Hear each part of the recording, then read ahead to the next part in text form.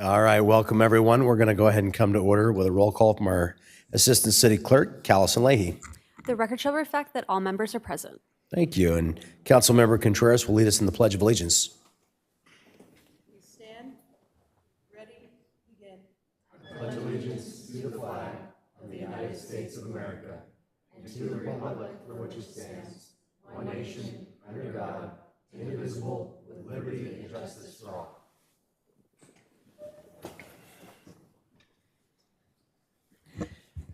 Okay, and our Assistant City Clerk has some procedural items to cover. I would like to remind everyone that the Vista Municipal Code requires members of the public to observe order and decorum at the meeting and to conduct themselves in a courteous manner. The ordinance was adopted to allow for public input and to facilitate city business without disruption of the meeting. Applause is appropriate for items listed under the presentation portion of the agenda only. Students wishing to receive credit for attending this evening's meeting must stay for a minimum of 1 hour. However, we ask that you stay for the completion of an item rather than leaving in the middle of a discussion. When you are ready to leave, you may ask one of the staff members in the back of the room to sign your paper. Thank you. To speak on an item on tonight's agenda, please fill out a speaker slip with the number of the item you would like to speak on. Give it to the Clerk Secretary staff. Speaker slips are available on the table just outside of the City Council chambers. For the members of the public participating via Zoom, you may use the raise your hand feature to indicate you'd like to speak or press *9 on your phone. We will announce when to raise your hand to indicate you'd like to make a comment on the specific item being discussed. Speakers will have 3 minutes each to address the council. Any member of the public may address we're going to now enter the oral communications opportunity. So any member of the public may address the City Council on agency-related matters that are not on the agenda by requesting to speak during this section. If you are participating via Zoom, please use the raise your hand feature or press *9 if you'd like to speak. The number of speakers heard during this segment will be limited to 10. Any remaining speakers will be heard under the second oral communications item.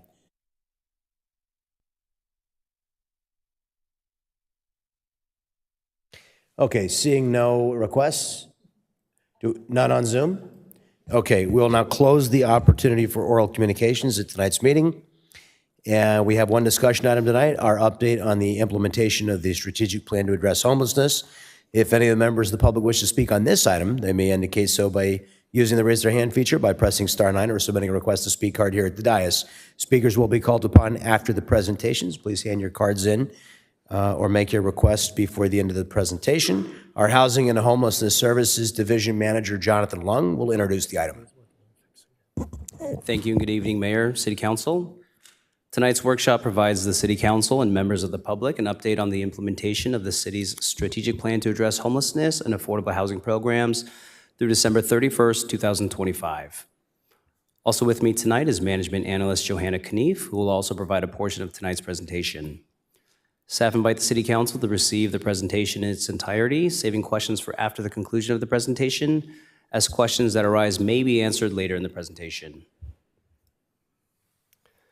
I apologize, but the big screen is on the blink for the moment, so we're working on it. We'll get it back up as soon as we can.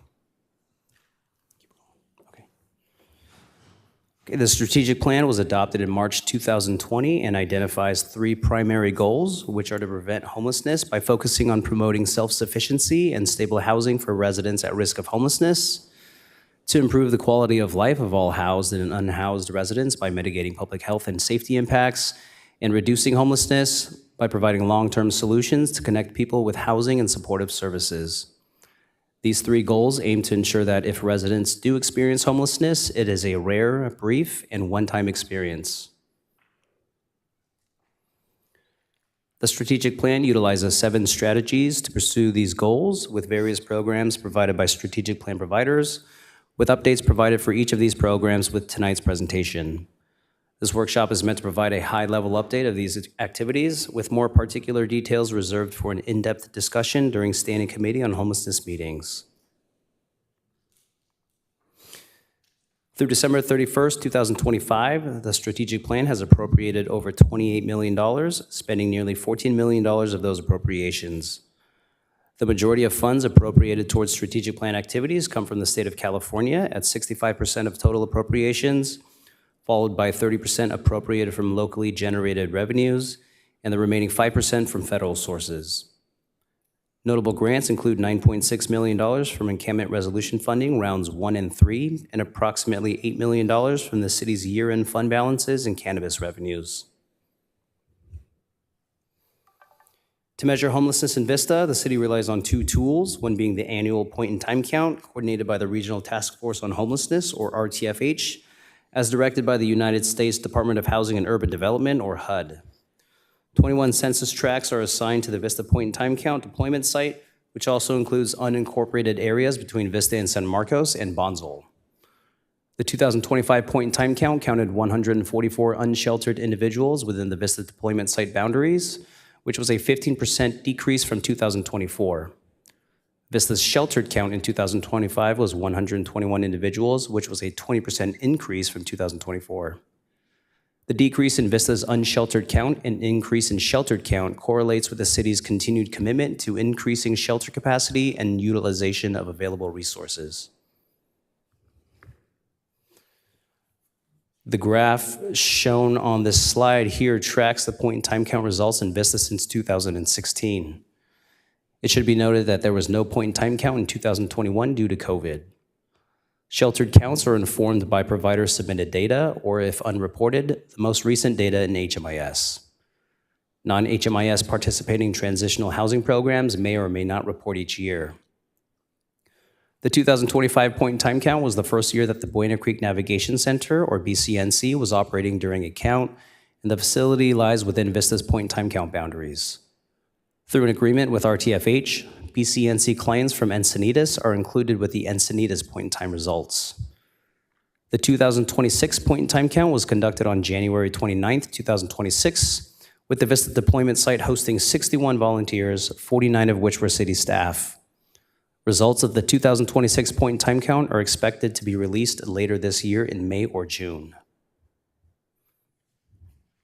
The second and more recent tool the strategic plan utilizes to measure homelessness is the by name list maintained by the San Diego Rescue Mission. Because the by name list is a more precise tool which contains client-level data, public updates are provided with a dashboard developed by the Rescue Mission and presented to the Standing Committee on Homelessness on a bi-monthly basis. The by name list tracks the inflows and outflows to and from unsheltered homelessness in Vista, and on December 31st, 2025, 378 individuals had been engaged with the Rescue Mission outreach workers within the previous 90 days. The Rescue Mission also maintains a second by name list tracking the number and needs of Vista residents experiencing chronic homelessness that utilize emergency and other public services at a higher rate and requiring higher levels of care. On December 31st, 2025, 33 Vista residents were included on the chronic homelessness by name list, with the most common barriers to solving their homelessness being substance use and lack of income. To help guide its implementation, the strategic plan employs two working groups intended to receive regular and detailed updates on strategic plan activities and provide feedback and recommendations to the City Council. On January 23, 2024, the City Council formed the Standing Committee on Homelessness, which is composed of Chair Katie Melendez, Vice Chair John Franklin, and remaining council members as ex officio members. The Standing Committee met monthly from its inception through December 31st, 2025, and now meets bi-monthly beginning during calendar year 2026. On June 24th, 2025, the City Council approved a 7-member Homelessness Commission to provide community feedback on the strategic plan. The first Homelessness Commission meeting was held last Thursday, March 26th, and included members swearing into office, new commissioner orientation, an overview of the 7 strategies and contracted providers of the strategic plan, and adoption of the Commission's rules of procedure. The Homelessness Commission is scheduled to meet bi-monthly, alternating meeting months with the Standing Committee on Homelessness. To continue support of the homelessness prevention goal of the strategic plan, on November 12, 2024, the City Council appropriated $200,000 from year-end fund balances to create a new emergency rental assistance program. On June 10, 2025, the City Council approved an agreement with Interfaith Community Services to administer the Vista Emergency Housing Assistance Program, Category 2, or VHAP-C2. The VHAP-C2 prevents homelessness for Vista residents, meeting the HUD Category 2 definition of homeless, which is when residents would be lost within 14 days of an application for assistance, No subsequent residence has been identified, and the household lacks resources or support networks needed to obtain other housing. Households meeting these criteria may receive up to $5,000 for up to 3 months of assistance, including arrears. Of the $200,000 contracted with Interfaith for the VHAP C2, 10% or 20% is eligible, $20,000, 10% or $20,000 is eligible for program delivery costs, with the remaining $180,000 available for client assistance. Through December 31st, 2025, the city has paid $77,690 towards the contract, with approximately $70,000 paid for direct client assistance. The first VHAP C2 assistance funds were administered in September 2025 with a total of $15,990, $14,826 in October, $28,869 in November, and $10,267 in December. These funds assisted a total of 18 households for an average assistance per awarded household of $3,886.26. The 18 households included 30 adults, 2 of which were seniors, and 1 veteran, and 35 children. The 2 highest racial demographics of the 18 awarded heads of households included 9 identifying as white and 5 as Black or African American. 13 awarded households had a total income of 30% AMI or less, and the remaining 5 making between 31 and 50% AMI. The most common reason for the emergency need was an employment-related income loss at 12 households, followed by 2 incurring an emergency medical expense, 2 incurring an emergency vehicle expense, 1 with another emergency expense, and 1 change in family dynamic.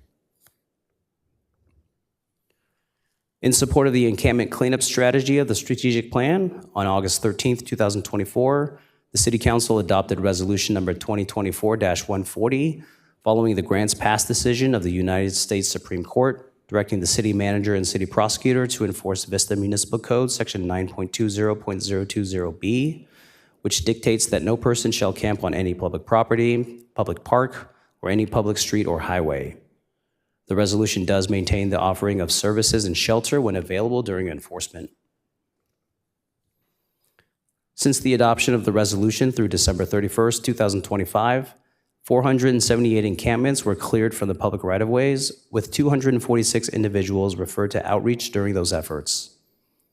72 encampments contained personal property, which were stored at the Public Works Yard for the owner to retrieve within 90 days. 26 arrests were also made during enforcement of the resolution. Since the formation of the Community Improvement Team in 2023, 124 tons of trash and debris have been removed from the public right-of-ways and public properties. Between July 1st and December 31st, 2025, 35 encampments were reported on private properties, with 31 of those violations addressed by the property owner within the reporting period. In support of the street outreach strategy, the City Council approved an agreement with the San Diego Rescue Mission for citywide outreach services on October 22nd, 2024, which was renewed for another 12 months on October 13th, 2025. The contract ceiling is limited to $500,000, and through December 31st, 2025, the city paid SDRM $262,571 for these services. Separately, on June 10th, 2025, the City Council approved an agreement with SDRM for ERF3 funded outreach and housing navigation services, with a contract ceiling of $2,781,345 through February 2028. Through December 31st, 2025, the city has paid SDRM $429,057 for these services. Both the citywide and ERF contracts with the SDRM integrates to form the Vista Homeless Outreach Team, or Vista HOT. Through December 31st, 2025, Vista HOT served 815 unduplicated clients, which included 522 males and 293 females. The most common racial demographics were multiracial and white, and included 62 individuals with disabilities, 40 veterans, and 11 members of the LGBTQ+ community. A large majority of the individuals engaged by Vista HOT had been experiencing homelessness for more than 1 year, and 450 of the individuals engaged had spent time in Vista for over 5 years while housed or unhoused. This heat map shows where clients were engaged by Vista Hot, with notable concentrations around State Route 78, the Vista Downtown, and Sycamore Corridor. The most common service interactions during these engagements were the provision of basic needs, such as food and clothing, and continued street-based case management, which correlates with a high number of shelter offers not resulting in a referral due to an appropriate shelter bed not being available at the time of offer. Client destinations and locations resulting from engagement are tracked during and after engagement, with the most common being 155 clients placed at the BCNC, 101 at the North County Lighthouse, and 230 remaining in a place not meant for habitation. Notably, 37 clients were permanently housed through December 31st by SDRM.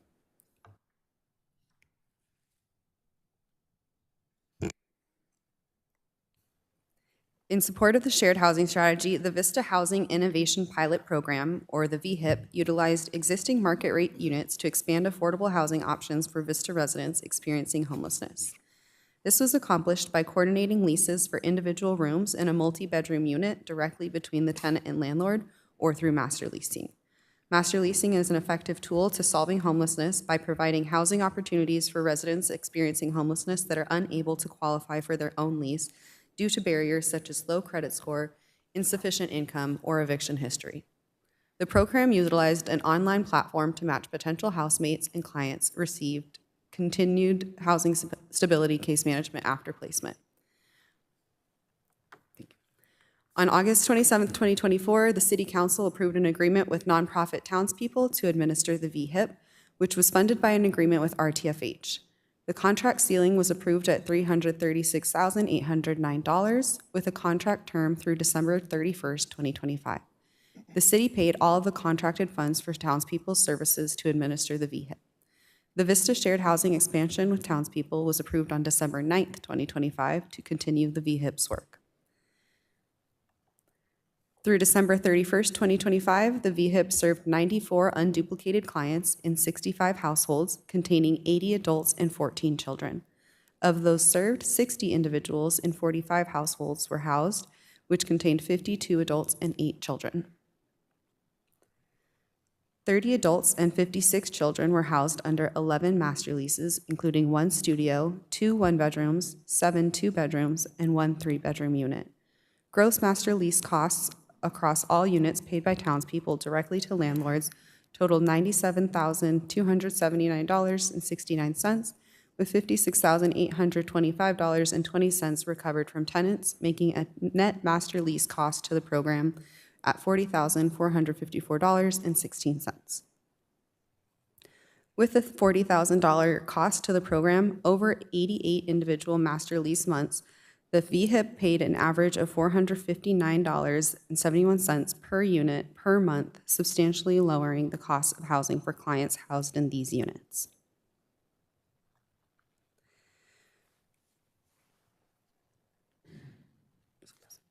"22 adults and 2 children were housed in 17 units with their own individual lease directly with a landlord. These units included 8 SRO units, 2 rooms in an owner-occupied home, 2 studios, 1 one-bedroom unit, 3 two-bedroom units, and a sober living unit. These clients were able to qualify for their own lease, which townspeople coordinated between the tenant and the landlord. This chart demonstrates the cost of individuals in SROs and home share arrangements, as well as the individual costs of tenants in shared units ranging between $705 and $1,750 per month. The VHIP paid a total of $70,439.22 in rental assistance for these clients. And with 123 individual leased months receiving rental assistance, the VHIP incurred an average cost of $572.68 per unit per month. Other flex funds paid by the VHIP include move-in supports to cover security deposits, transportation costs, including moving costs, emergency response, including hotel or motel stays as bridge housing, full home furnishing from nonprofit Humble Design, and client incentives to provide basic home furnishing. Total flex funds spent through June 30th, 2025 totaled $40,513.43. The Alliance for Regional Solutions provides shelter beds in support of the strategic plan as one of the first strategic plan providers in September 2020.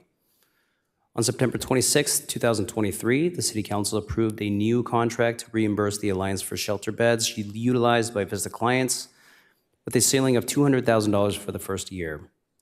Shelter bed night costs were calculated by dividing the number of beds by the operating budget of each shelter, which resulted in the costs for each shelter bed night at each shelter shown on this slide. On January 23, 2025, the agreement was extended through June 30, 2025, and the contract ceiling was increased by $130,000 for a total contract ceiling between September 26, 2023 and June 30, 2025 of $330,000. During both years, the costs to the Alliance shelters for Vista clients totaled $1,288,427, of which the city contributed $330,000. A new contract for Alliance shelter bed reimbursement was approved in January of this year.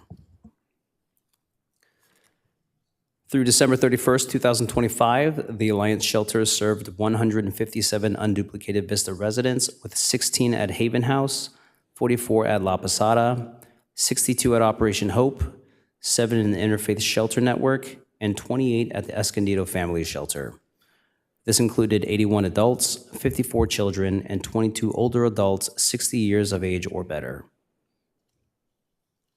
The most common referral sources during this period were SDRM with 31 referrals, 39 from Exodus Recovery, and 52 self or family referrals.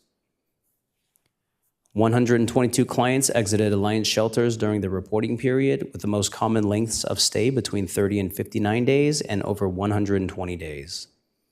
51 clients exited into permanent housing, 21 back to a place not meant for habitation, 30 to unknown destinations from an unreported exit, and 20 to other programs, including 6 to recuperative care, 4 to a substance abuse program, 5 to transitional housing, and 5 to a different shelter. The strategic plan also provides an interim housing option through the Vista Safe Parking Program, which was first approved by the City Council on January 10, 2023, and operates in the Eucalyptus parking lot of the Vista Civic Center.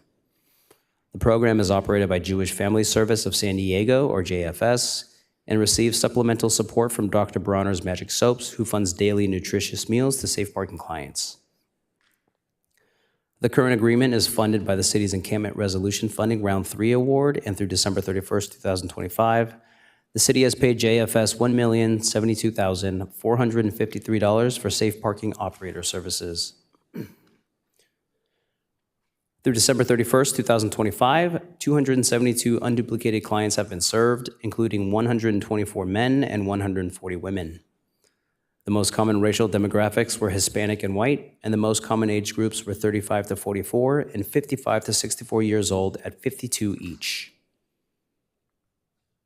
There were 200 disabled individuals enrolled in safe parking during this period, with physical and mental health disorder being the two most common. The program also served as 16 veterans.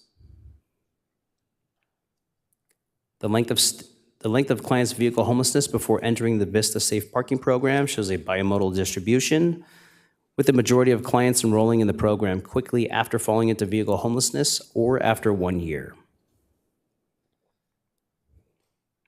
There were a total of 250 exits from safe parking after an average length of stay of 72 days, with 130 positive exits after an average of 75 days in the program, 64 negative exits after averaging 63 days in the program, and 56 other exits. 52 positive exits were to permanent housing, 3 to a hospital or other medical facility, 34 reunifying with family or friends, and 41 to another interim or bridge housing program.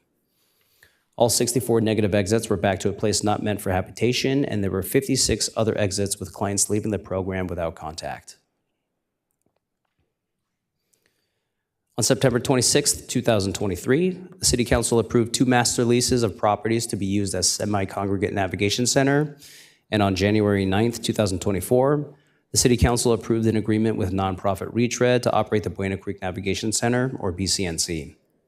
The first-year agreement had a contract ceiling of $1,050,180, which was increased to $2,137,009 through year 2.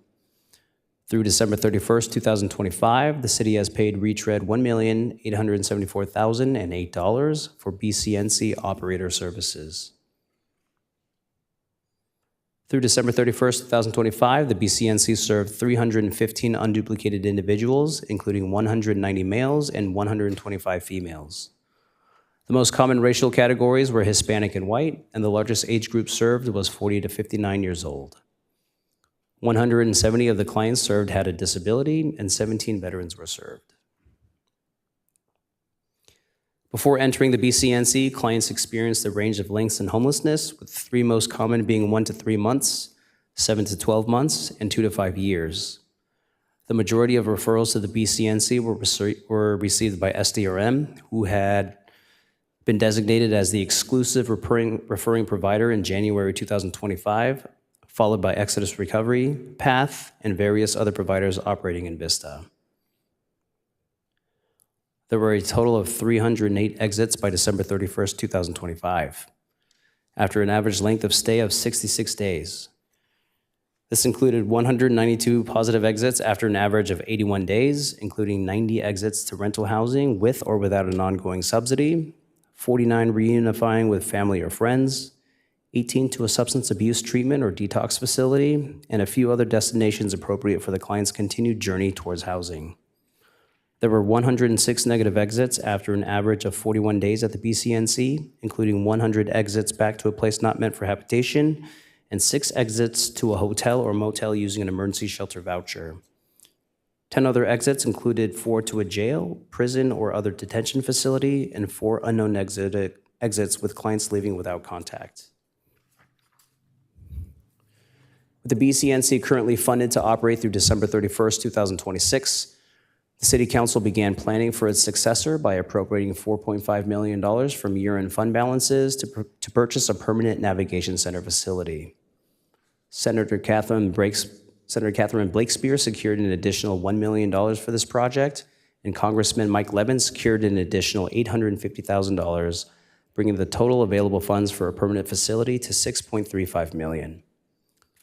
On June 24th, 2025, the City Council approved an agreement with SDRM to provide site consultation services to acquire and develop a permanent facility, which SDRM would operate at its own cost. On September 9th, 2025, the City Council discussed 1029 Poinsettia Avenue and 2630 Business Park Drive during closed session, followed by another closed session meeting on October 14th, 2025. No public action has been taken since that time, and staff continue to work with a commercial real estate broker to consider an appropriate site. On October 15th, 2024, the city purchased the 12-bedroom residential care facility to host a transition-age youth transitional housing program. And on March 11th, 2025, the City Council approved an agreement with Urban Street Angels, or USA, to operate the Vista House. The city is providing the facility for the program's use, and USA secures funding and provides operations for the program. The operating costs are budgeted for $709,526 during the first year, $833,774 during the second, and $877,817 during the third year, which are expected to be funded through a combination of private and public funds. The Vista House accepted its first clients in August 2025, and through December 31st, 2025, has served 25 clients, including 16 males and 7 females, with the most common racial categories being Hispanic and white. 9 clients enrolled had been involved with the justice system, and 7 were former foster youth. 10 clients were employed at entry to the program, with an additional 9 clients becoming employed after entry. 7 clients were enrolled in educational and trade programs at the time of entry, with an additional 3 enrolling after entry. It should be noted that these are duplicated counts, with some individuals being both employed and enrolled in educational programs either before or during their stay at the Vista House. At program implementation, there were some disturbances created by the first cohort of clients, and through December 31st, 2025, there were 12 negative exits from the program and 2 positive exits. And that's because we've only had a limited number. The first cohort The first complete cohort hasn't finished their 9 months, right? Up to 9 months, that's right. Yeah, so we haven't exited the first complete cohort yet. Not completely, but there was a substantial exit from a large portion of them. Got it. Fair housing services play a pivotal role in preventing homelessness by advocating for equitable access to housing, offering assistance and resources to individuals at risk of homelessness, and striving to remove discriminatory obstacles to housing. Moreover, fair housing is instrumental in maintaining housing stability by combating unjust evictions, empowering tenants with knowledge of their rights, and championing policies that safeguard against housing insecurity. By ensuring that all residents have equal access to safe and affordable housing, fair housing organizations contribute to the stability and well-being of communities. During this reporting period, city staff recorded 108 interactions, including calls, emails, and in-person visits to the Housing and Homeless Services Division. Of those, 16 were regarding fair housing visits and tenant-landlord issues, for a total of 32% of contacts related to fair housing concerns.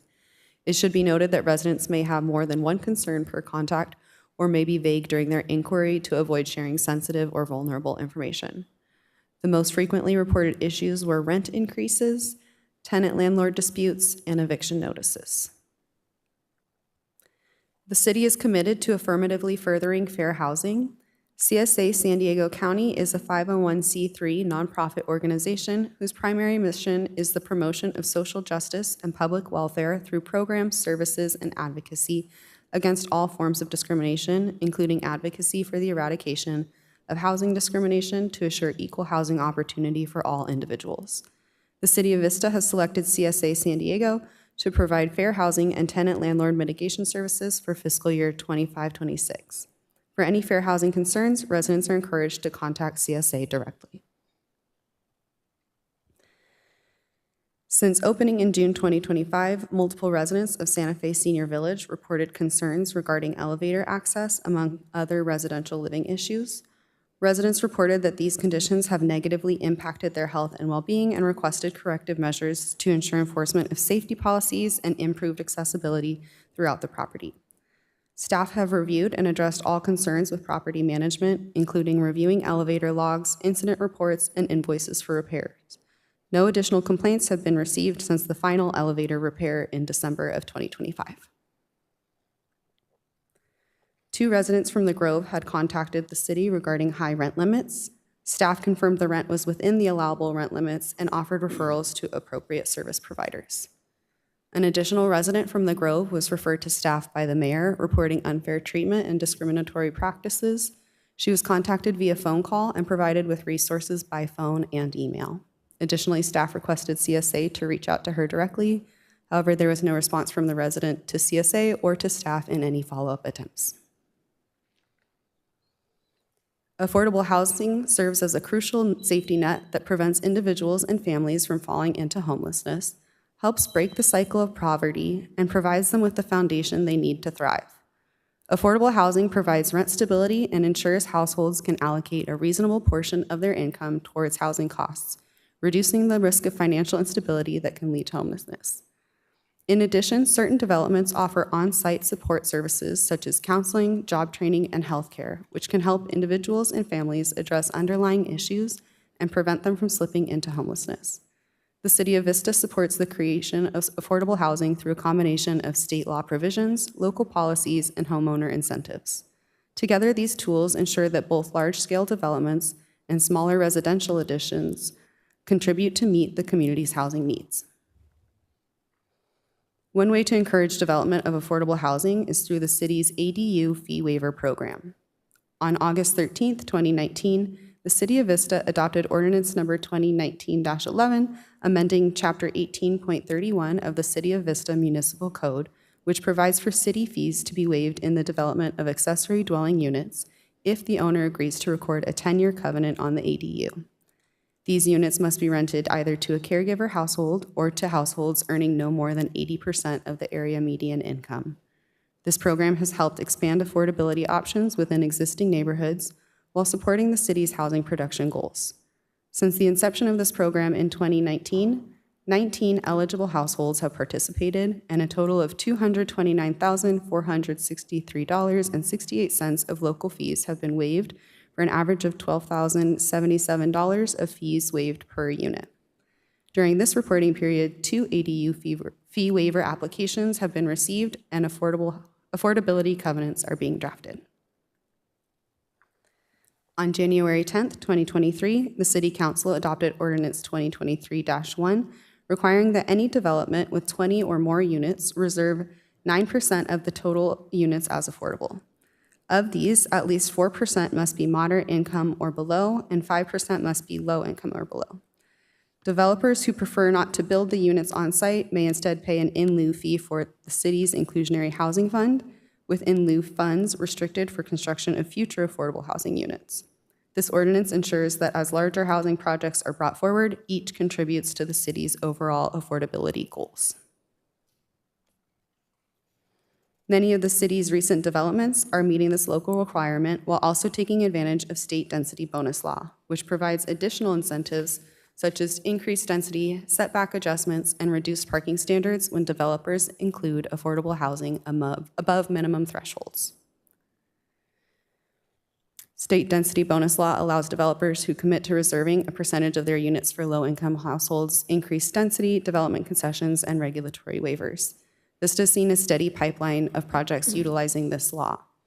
These projects include 1205 Melrose Way with 1 very low-income unit, 1070 South Santa Fe Avenue with 8 very low-income units, 165 Eucalyptus Avenue with 18 very low-income units, 1800 Monte Vista Drive with 2 very low-income units, and 952 Postal Way with 7 low-income units. Thank you. This concludes staff's presentation. Staff would like to thank the City Council for its continued stewardship of the strategic plan and all the strategic plan providers who make its implementation possible to ensure that when homelessness does occur, it is a rare, brief, and one-time experience, while ensuring that the city remains dedicated to providing exceptional services to improving Vista's quality of life and to enhancing the uniqueness of the Vista community. Our staff and plan providers are available for any questions. Thank you. Very good. Thank you for the thorough presentation, and thank you to all of our partners who help us provide all these services. We do have a member of the public, Paul Webster. He's one of our members of our new Homeless Commission. I'd like to make a comment. And thank you. I see we have a few of our members of our Homelessness Commission here. Thanks for taking the time to come be with us tonight. All right, good evening. Thank you so much for that report. And I had an opportunity to look through today's agenda report, and I found a number of great information about the city's efforts to implement the strategic plan. I wanted to highlight a couple of things. First, the report indicates unduplicated counts of clients served. It appears that the city has provided services to 1,722 people through 7 different programs. Regarding the Vista Homeless Outreach Team services, it's reported that the HOT team served 815 unduplicated clients through December 2025 and created 9,296 service interactions for an average of 11 interactions per person served. I think that's significant. 9,200, almost 9,300 service interactions for 815 people is a lot. It would be good to know how many, not who, but how many on aggregate of these 815 are on the city's by name list and how they are impacting the number of interactions. By name list individuals are usually folks that are engaging with public services more frequently than others, and often are ones that are costing city and services more money. So it'd be kind of nice to know, of the 9,300 interactions, how many of those were created by folks on the by name list. It's also good that the report includes the number of clients served. However, it is hard to determine what are the outcomes of those services. To address this, it might be helpful to bolster and improve the reporting of the evaluation metrics of the strategic plan. If you look at Appendix A of the strategic plan, it lists the evaluation metrics for each strategy. These metrics include measures like number of people stably housed, number of people completing financial literacy or job training programs, increases or decreases in the number of chronically homeless. A number of useful metrics included in various places of the are included in a number of various places in the report, but it would be very helpful if they were reported together as evaluation metrics with each strategy's update. In other words, if we have a strategy of preventing homelessness or outreach or something like that, it'd be nice that each section says, here's the metrics that are in the strategic plan to evaluate that strategy and what those actual metrics are. That way, each strategy can be evaluated on how it is achieving each metric. And the committee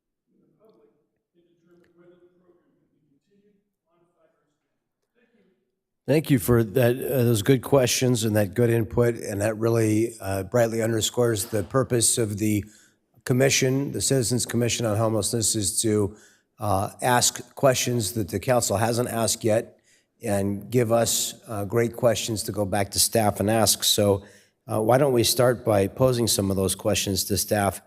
How many of the 815 people that were served are on the by name list? My understanding is that all of them are. Is that right? That's right. There are two different by name lists. One is from all the individuals engaging within the previous 90 days of the end of each month. And then there's the high utilizer chronically homeless by name list.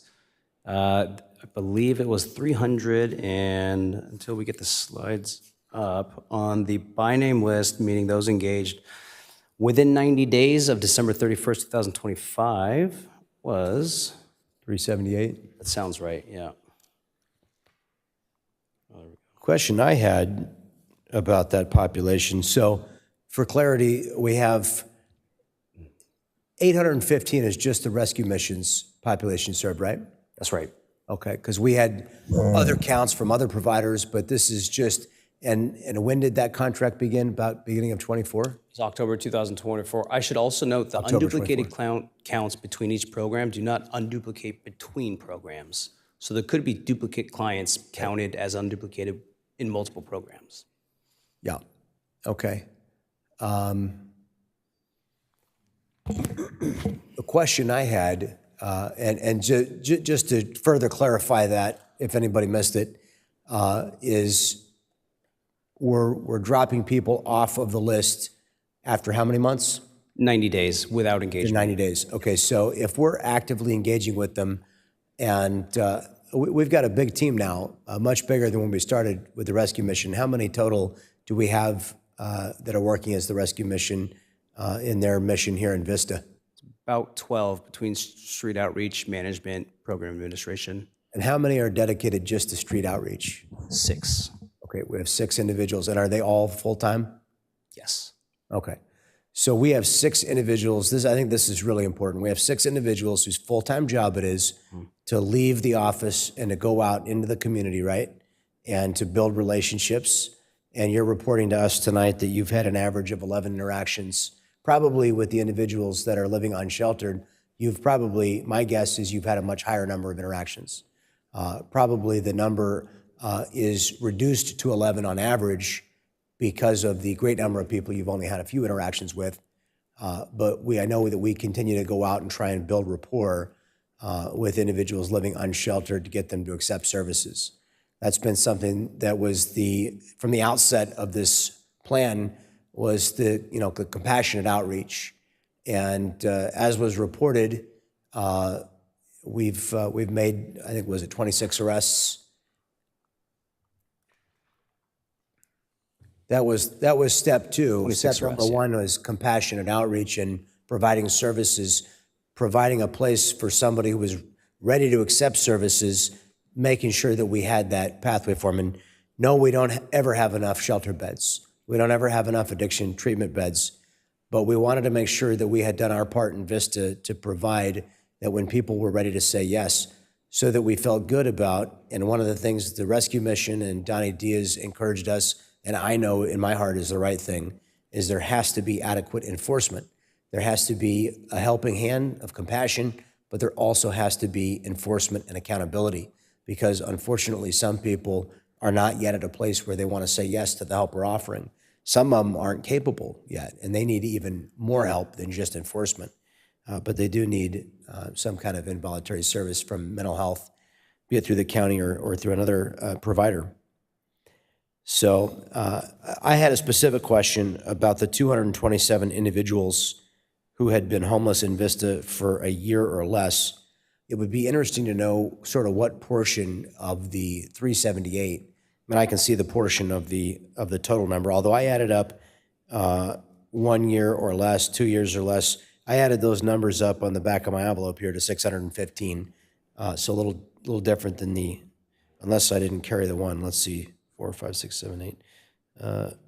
No, it is 815. I'm sorry. Math was never my strong suit. Let's see. Okay, so that adds up correctly. So I can see the percentage here. What do we know about the people who have been homeless in Vista for less than 1 year? Because this is an important question that I posed to the rescue mission and others. We don't want to attract people to Vista.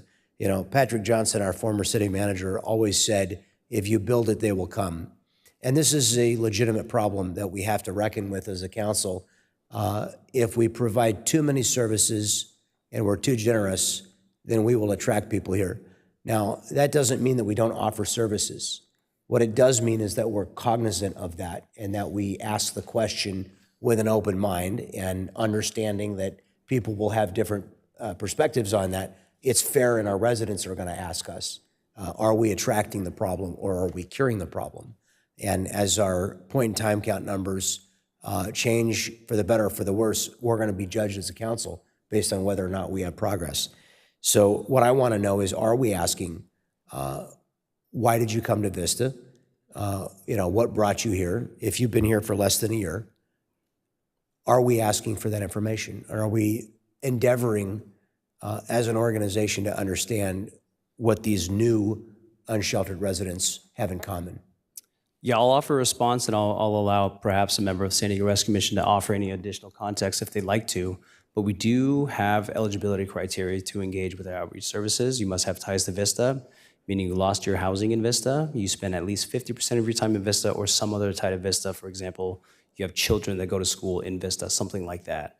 Without those ties to Vista, they wouldn't be eligible for those services here provided by the city, and they'd be referred to a different outreach team that's appropriate for their care.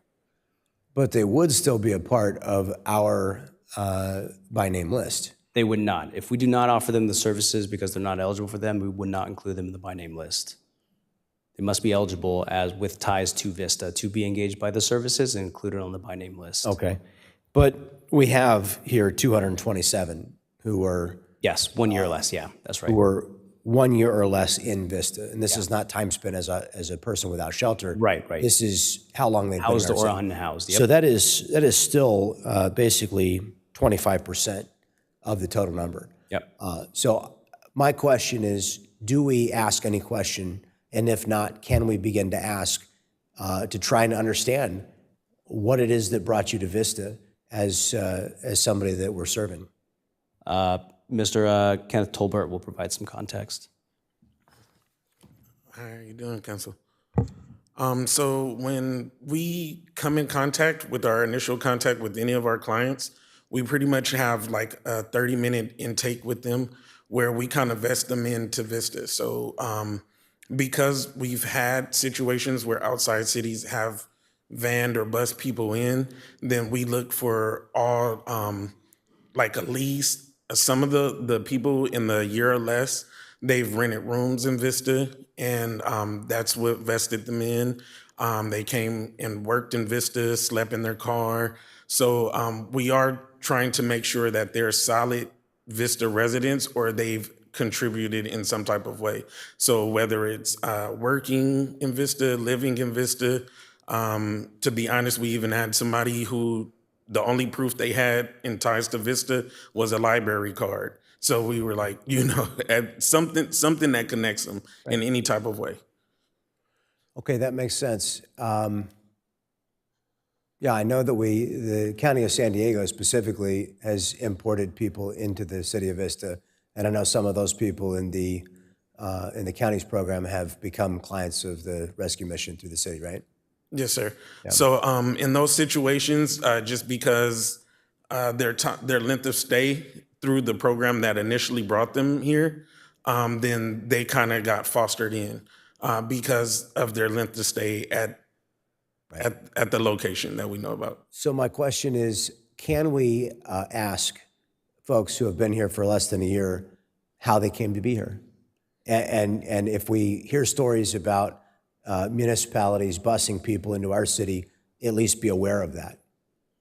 Yes, sir. That is kind of how we became informed with the whole Thibodeau issue, where we asked so many of those clients, like, what happened? It got clear for a while, especially after I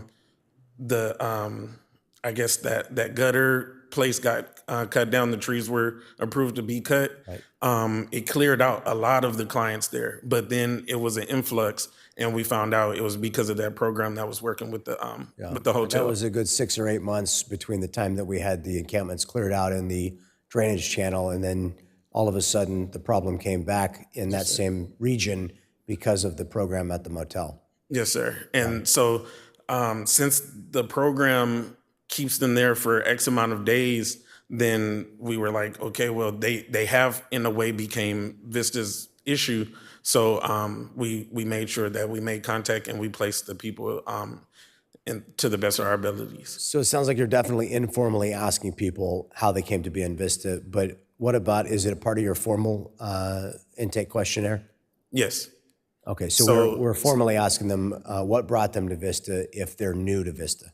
Yes, sir. So, so not just that situation, but just across the board. Anytime we encounter someone, then we pretty much ask them their past, their present, and their plan. And with the story of their past, usually they let us know what led them to Vista, or that they've already been in Vista for X amount of years. That's good. So do you think, if not tonight, do you think in the coming weeks that you might be able to provide us a more thoughtful summary of the reasons that these 227 people who've been here for less than a year, sort of, if we had to categorize, was transported here by any other, for instance, I'd love to know, they were transported by any organization. That could be a municipality or an employer, or it could be a property owner who wanted to, get them off their property, but they were moved here in an organized fashion by somebody else. Or they came here to seek services on their own. Maybe there's 2 or 3 or 4 broad categories that we could report on. Do you think that'd be a reasonable thing we could do? I think after consulting with Jonathan and our team, I'm sure we can come up with something that'll be satisfiable in at least telling that story. Yeah. Because our best efforts are to tell a story with the data. So instead of just giving you 15, 13, 72, we want to let you know that, okay, this person came from here, this person has been here for this long, this person went to this place. So we do our best to tell a story. So if we can add that into the story, then we would love to do that. Good. Thank you very much. Okay. Oh, and Councilmember O'Donnell had a follow-up question. Sorry, Kenny. Councilmember Lund, I just want to follow up on that. Sorry. So the mayor just saved me a bunch of time, and while you're up here, I want to ask really quick. So what I'm looking for is, are they here from the county voucher program? Were they arrested and brought to the county jail? Are they local and grew up in the city of Vista, or are they from a neighboring city and understand that we have the services? Okay. I don't need to know who it is or what, but I want to know those data points, because I think it's very imperative. Because like when I look at this list, and I'm not counting the blue dots, just the yellow and the pink ones, there's 767 interactions in the Sycamore corridor. And I know that we have worked very hard in that area, and we have seen improvements, but the county does utilize the days in for the voucher program. And this is a question I'm going to ask the staff later, but I asked a few months ago, what's the accountability look like? And I asked the county what the accountability looks like, because once those 30 days expire, I want to know, it shouldn't be on Vista alone to deal with that, right? And so I want to know where the funding sources are. We paying for that? Is it going into San Diego Rescue Mission?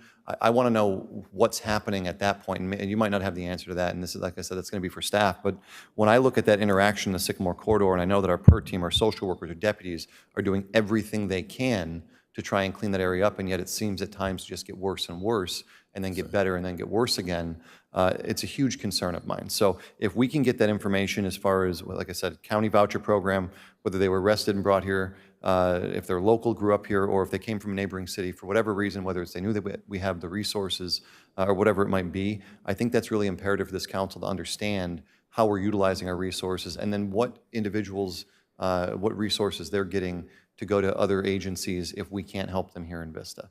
So that's information. And I'll come back because I don't want to take up Councilmember Melendez's time because she is next in the queue. So that's all I'm looking for. Yes, I feel like those are good points, and that is what we've encountered is the voucher program that has flooded Thibodaux, and then people who are released from the jail. So that does count for a nice amount of our clients that have been here for less than a year. Thank you. May I just confirm the points the Deputy Mayor just directed, which is to collect information on whether or not clients are from the county RHAP program, whether or not they were brought to Vista to the detention center, whether or not they grew up here locally, and whether or not they were in a neighboring city and at what time frame. Yeah, and it can be anonymous data, obviously. For sure. But yeah, I think that would be helpful. Yeah, that's exactly what I was trying to get at, is if there are major categories like being brought to jail and released here would be a major category, or being brought here in the county's RHAP program would be a major category. That's right. So if we can try and understand what the major drivers of influx of people are, that would be, I think, highly useful, and then we can work with our partners to try and solve those problems. Councilmember Melendez. Yes, thank you, everyone, for engaging in this discussion. Feel free to take a seat. I have some larger questions about the strategic plan to address homelessness itself. But I just want to say thank you to staff and to our new commissioners for joining us in this effort. I've been serving on the committee to review the strategic plan to address homelessness for some time. And my role on the committee has looked like oversight of our programs. We're reviewing our programs pretty in depth in the committee. That oversight includes ensuring that program operations are to our standards, and also problem solving. There has even been a recent account from one of our service providers of not enforcing the requirements of the program. And so, I had to draw a hard line and say that we have to enforce these agreements. And so that's the level of oversight that I get to provide on the committee. And now we have the commission, and the commission is very valuable to these discussions moving forward because you are that citizen oversight. And it is so, so essential for you to ask critical questions and to challenge us to have the best possible strategic plan to address homelessness that we can. It took us a long time to install a commission. I fought for it for several years, and so I'm very pleased that we were able to install and have our first inaugural meeting a couple of weeks ago.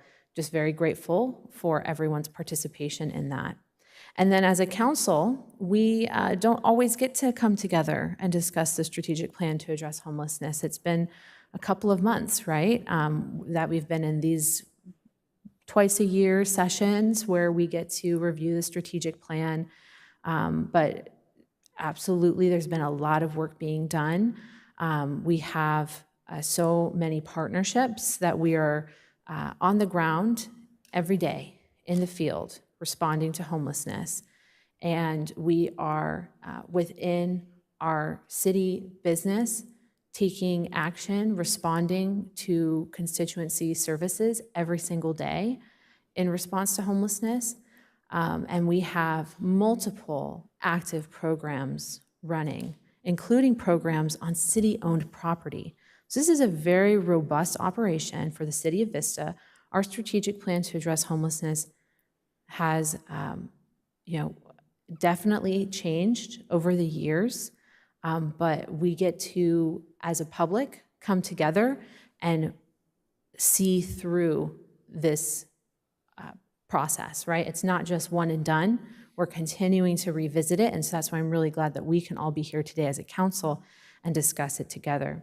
And so, I could speak to the program specifically, but I want to assure you that I've been doing that and that there's been a lot of review for myself and the mayor on programs specifically.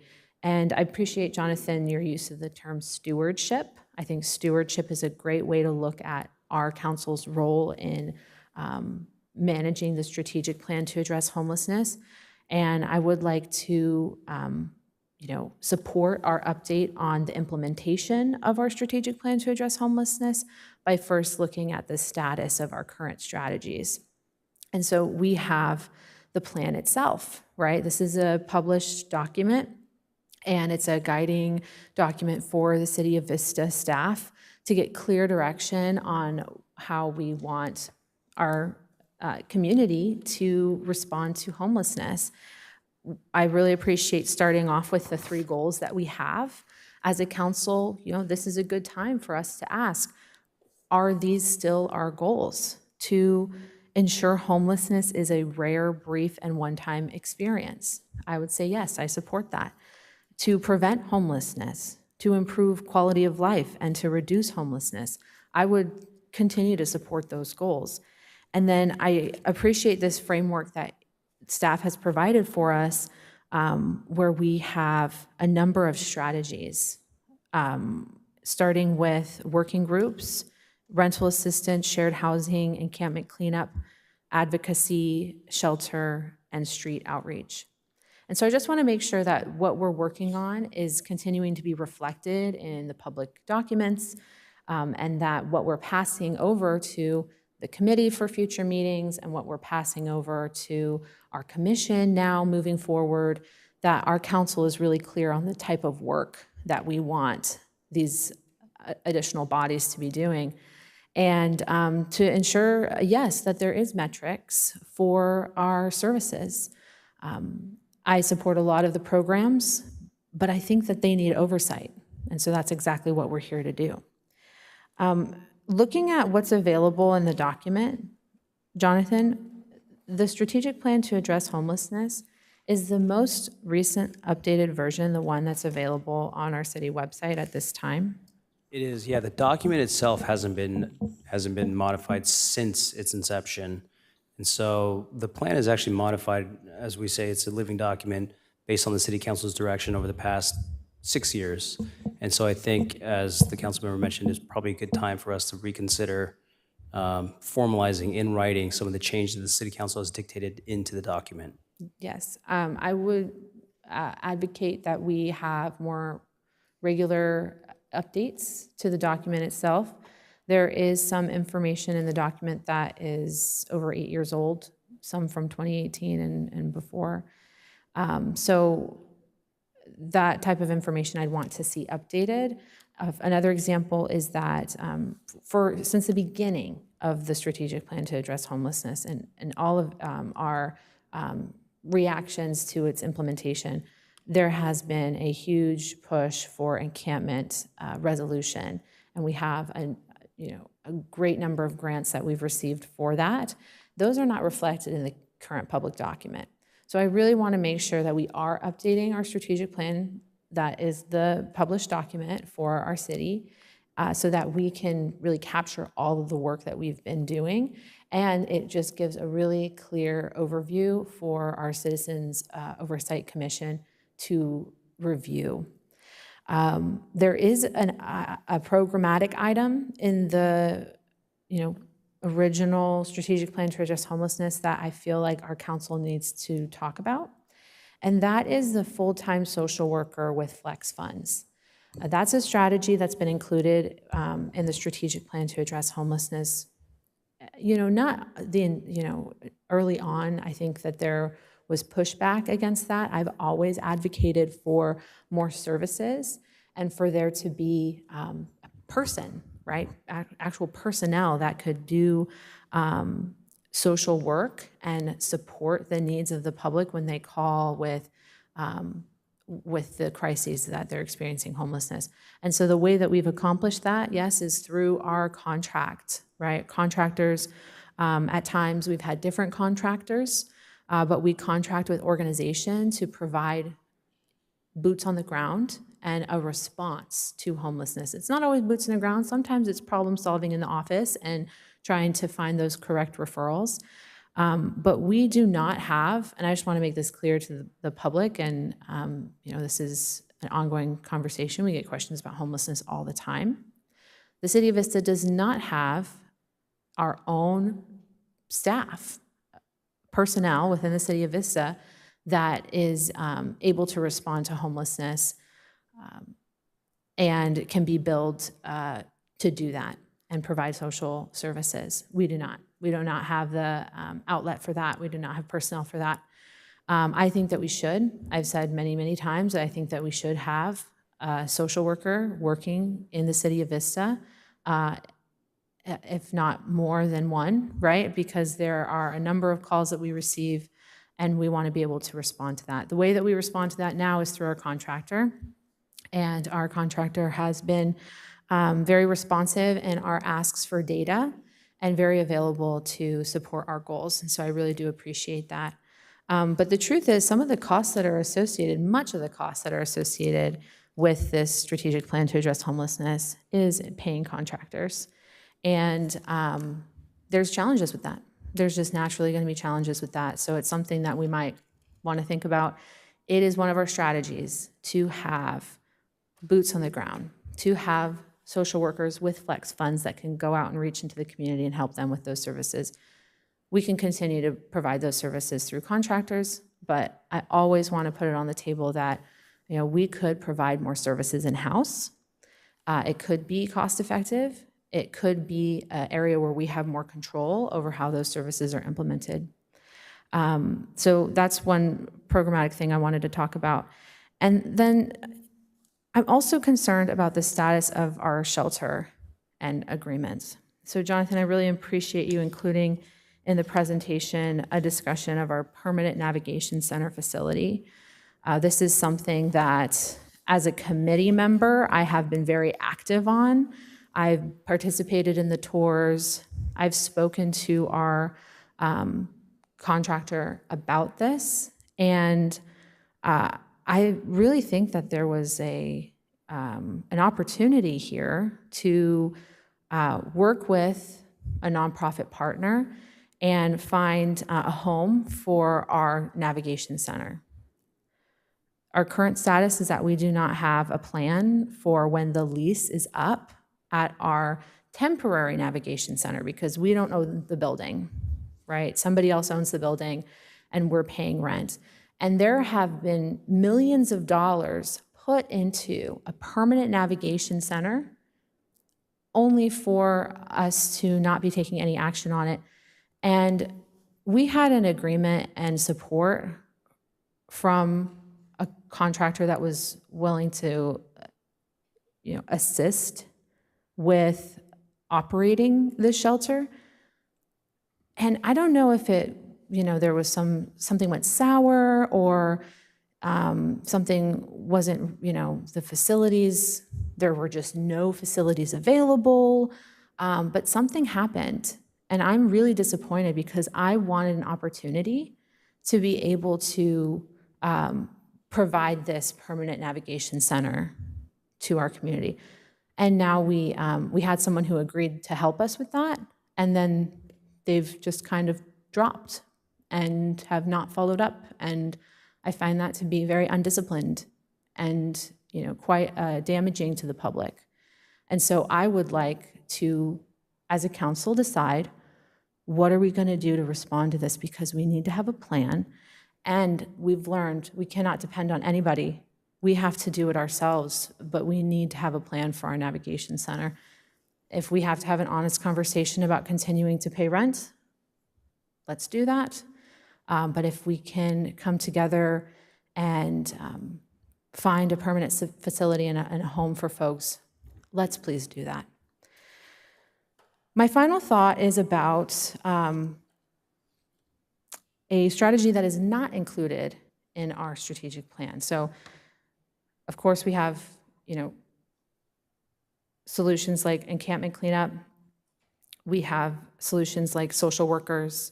We have solutions like shelters. And those might be solutions, but we haven't really cracked the code on all of these things yet. We also have what I believe is a need for transitional housing. When tracking the homelessness in Vista, there was a slide previously. There's been lots of fluctuation, especially around COVID. And we're at number 6 here.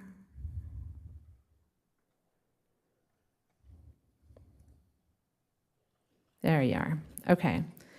So it's great to see in 2025 that there was more sheltering, that more folks were being connected to shelter. But if you look at previous years, right, 2016 through 2019, wow, that transitional housing, that was, a huge part of where people were sheltering. I understand transitional housing to be different from a navigation center or a different type of housing program. It's a type of service that has kind of gone away. We don't really have transitional housing anymore. And I'm not sure why that is. Is it lack of state and federal funding? Is it, just the cost of the city? But I think transitional housing could be very helpful because we could take those folks that are in this blue category that are unsheltered, and we can support them with transitional housing before they get a permanent residence. So would you have any answer as to why are we not using transitional housing in our strategy? What's the challenge with that? Yeah, so it's right around that time, as we noticed in this graph, the federal government stopped funding transitional housing programs. They only fund interim housing and permanent housing. With Housing First coming online, transitional housing was somewhere in the middle, and so the preference from most public funding sources, including federal COC funds, will fund interim housing, primarily permanent supportive housing now. One example I would cite is with the Home Key program, which most folks in here will understand that the original Home Key program was to fund interim housing solutions, creative ones, motel conversions, things like that, and so I suppose evolved into qualifying only for permanent supportive housing. I think that's a good illustration of kind of where the funding over this timeline has moved, which is away from transitional to crisis management with emergency shelter and then permanent housing. So it really is just the lack of available funds, public funds, to apply for transitional housing. Well, I would ask that we maybe add to our legislative advocacy that we should include all types of services, right? Not just emergency shelter, not just permanent supportive housing, but transitional housing as well, because we're missing out on that resource and that can make an impact here for our numbers. But thank you for this overview. I would just ask my council, let us know, let the committee know, let the commission know, are we on track with our goals? How do we feel about the strategy? And please, join me in urging staff to let's update our current document so that it's reflective of all the work that we've done. And then I want to hear everybody's thoughts on programs, because you're not always with me during our committee meetings to hear your thoughts on programs. And really would love to have your feedback on our permanent navigation center site. So I appreciate the time. Deputy Mayor O'Donnell. So I just want to go back to what I had said earlier. What is the county's responsibility once the 30-day voucher expires? Because I feel like the burden is falling on us. And I want to quote a Vista issue, and it should not be. And so I'm just curious, are they funding anything? Are they tracking these individuals? Are they trying to find them other shelter? Or is a responsibility falling upon us to try and get them the resources they need? There's a couple caveats to that. So when we initially met with the county about this program, when we saw the disturbances on Thibodaux, they let us know that it was a program that they used throughout the county because they don't have their own emergency shelter facilities, so they use local shelters for their program for unincorporated residents. Other cities have expressed their concerns that the city council here has as well. The voucher program, there has been state legislation that no longer assigns tenancy rights for clients using emergency shelter. And so they had the ability to stay beyond 30 days. Some of the clients were staying well beyond the 30 days. The program does also have resources to provide transportation for those clients back to their point of origin, but that doesn't mean it's always elected by the client to take that transportation back. Sometimes they will exit the program without reporting to their social worker, and they'll simply become homeless around the venue that they were housed at, But including is the days in. social worker following up with them throughout those 30 days? They are, yeah. There's one on site during the day, during working hours. So it's not somebody that's there 24/7, it is during business hours. I should also note, as of about 3 weeks ago, there are no longer any more clients or have clients in Vista. They've all been moved to, I was told, the facility in Oceanside, as explained to the county, to a program or a facility that was more cost efficient for them. So that's not permanent. That could change at any point in time. It could. And we receive weekly updates from them that are provided to City Council, weekly updates, so we can continue to track that with you. Yeah, because I appreciate there's caveats to it, but one of those caveats can't be people that are wheelchair-bound, living on the streets next to the curb by our fire station, outside the motel for weeks on end. And so the frustration you're hearing from me is not directed at you, it's directed at the program. Because I've had a lot of residents reach out to me, and I know that we are doing everything we can as a city. And we could do more, obviously, everybody can, but I feel like Vista is pulling more than its fair share of what's going on. So when I see these things happening, it's not fair to the individuals that are getting the help, it's not fair to the city that's trying to give them the resources or make sure that everybody has the resources they need and get the individuals off the street and get the shelter that they need to become housed again. So that's something I just want to continue to focus on.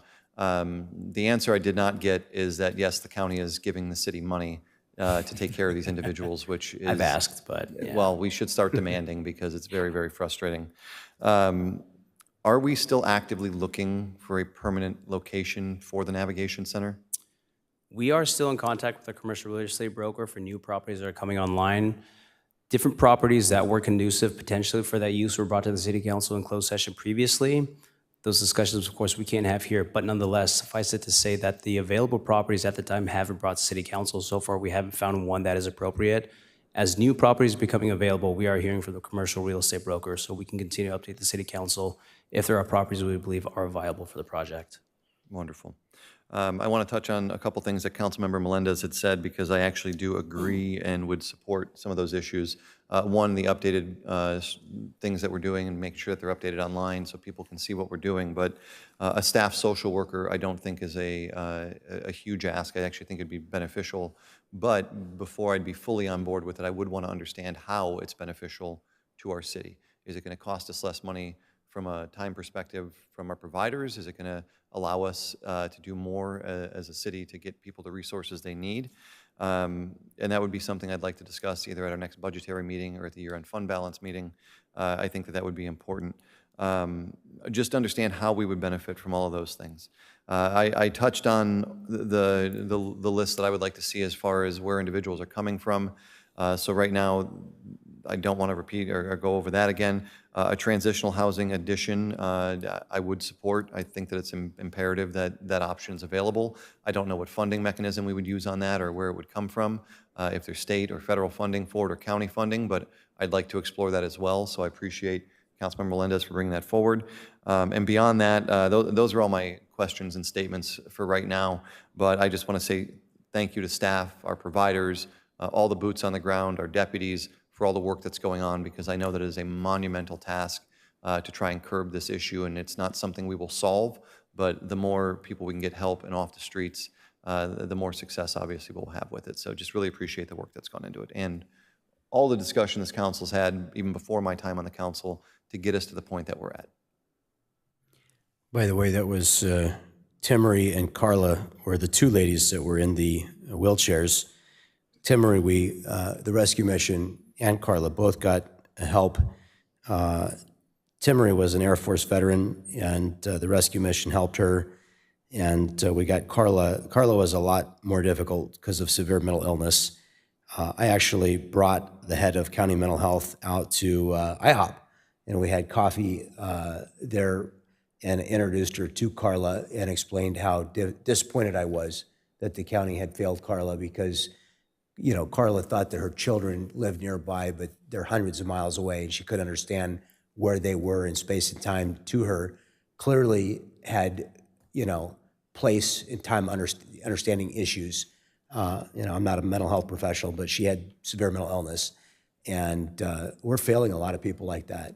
But I did just want to point that out. And while I'm thinking about it, and that got me some information, we've rescued 180 people from the street through our navigation center and the Retread program who have found permanent housing through Retread's work through our contract. So I just want to point that out. That's a pretty amazing statistic. All those people were street homeless, and now, am I getting that right, Annette? 180, right? And they're all in permanent housing now because of our work. That's pretty cool. So good job. Councilmember Contreras. Deputy Mayor O'Donnell, what is it that you were looking for county funding for? Can you just clarify? So once they go through the 30-day voucher program, a lot of individuals end up on the streets. And I don't know relative to the rest of the city, but when I see the high numbers, so like I said, there were 767 interactions, and that's just going off the pink and yellow ones, not the blue ones. And so what I'm hearing and seeing, and it sounds like is happening, is that they're getting the voucher program, and then once those 30 days expire, they're not following up with these individuals, or they're just letting them go out onto the streets, which is not beneficial. Then it comes on to the city's responsibility to get them the resources and provide them the help that they need to get off the streets. So it's basically just exacerbating the problem that we're all trying to solve here in Vista. Right, yeah, I think that at minimum, we should write a stern letter to the county and to our supervisor, Jim Desmond, for this type of negligence, and that we do need more funding. So I appreciate you bringing that up. I wanted to touch upon another part of the county. If you could flip to the heat map again.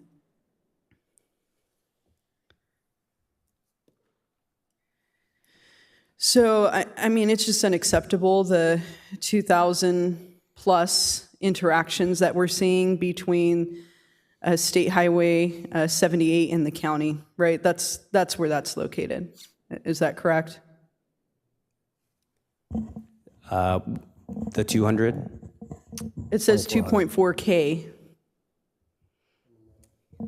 Oh, yes, sorry. No, that's the Hacienda BPO. So that's near the detention center. Yeah. Yeah, so we have a huge issue here in that this is an anomaly compared to all the other hotspots in the city of Vista. And we have a situation where the county is looking to make more beds at the county jail. I think that this body should be vehemently opposed to expanding the county jail, because that 2.4 with I could guarantee you that that's going to increase. So I would like to bring to a different agenda in a different council a resolution against expanding the county facility. And with that, City Manager, I know that we also have not received all the funding that we have provided as far as labor from Vista Fire and Rescue that go to the emergency service calls at the county jail facility. Where are we on that? Because last time it was still just a voice, kind of like a vocal handshake agreement that we were going to get paid, but I don't see that has materialized, and maybe I'm wrong.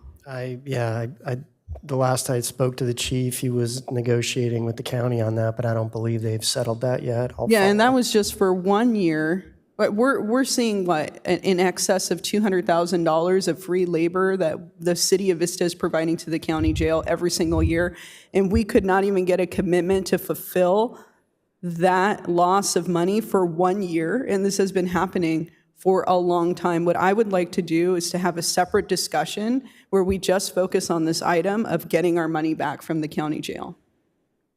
Because it is, we're probably at $1 million now, easily. So I'm really frustrated. I'm extremely frustrated that the city of Vista is doing so much, and this body has really taken upon itself to do extra work. And I'm really thankful for Chair Melendez and Vice Chair Mayor Franklin for their work on the standing committee. I'm thankful for all the council colleagues now and before that we've been able to really push a strategic plan to address homelessness that has a lot of different categories to it. And yet we don't see that the county is doing their fair share. And instead we are in the hole because we are providing free labor to the county. And we're talking also about a sheriff's budget that's over $1 billion. So this is unacceptable for us to continue to shell out money and not get services in return, and at least not be made whole. So I definitely want to have a full council discussion on this coming to a council meeting soon. Okay. Oh, and in that, I would like to have an itemized total of how much we are owed to date from the last, we can go back 10 years if we need to.